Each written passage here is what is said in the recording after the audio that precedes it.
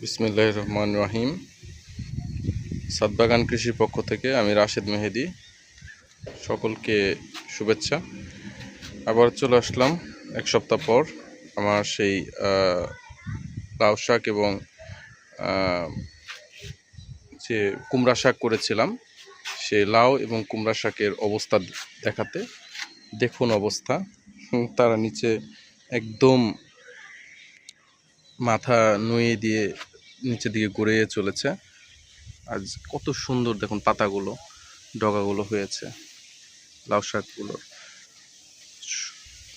অসাধারণ।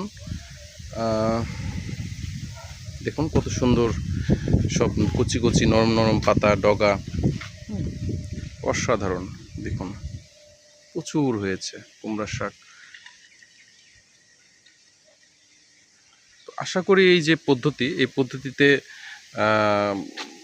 আপনারা শাক এখান থেকে প্রচুর খেতে পারবেন। এইভাবে এখন শুধু কেটে কেটে শুধু খাওয়া, আপনারা কেটে কেটে এই পাতাগুলো ভর্তা করে খেতে পারবেন, ভাজি খেতে পারবেন।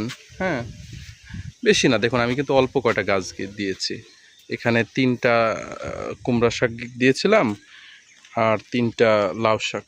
ওদেরকে নিয়মিত পুষ্টিকর খাবার দেওয়াতে দেখুন ওদের আরও খাওয়ার জন্য একদম শিকড় বের হয়ে এসেছে গোড়া থেকে।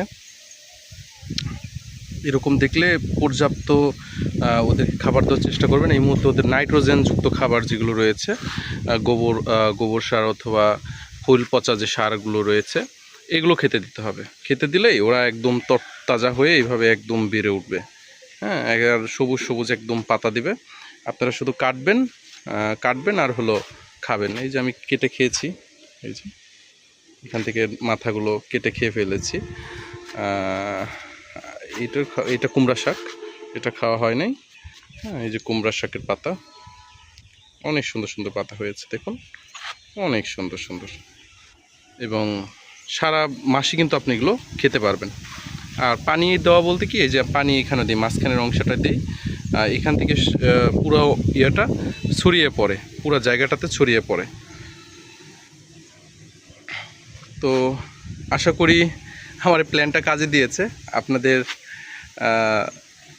ভালো লেগেছে। এরপর আপনার এইভাবে বলের মধ্যে এইভাবে সুন্দর করে চাষাবাদ করবেন, করে এখান থেকে কেটে কেটে খাবেন। একটা পরিবারে খাওয়ার জন্য আমি মনে করি যথেষ্ট, ঠিক আছে।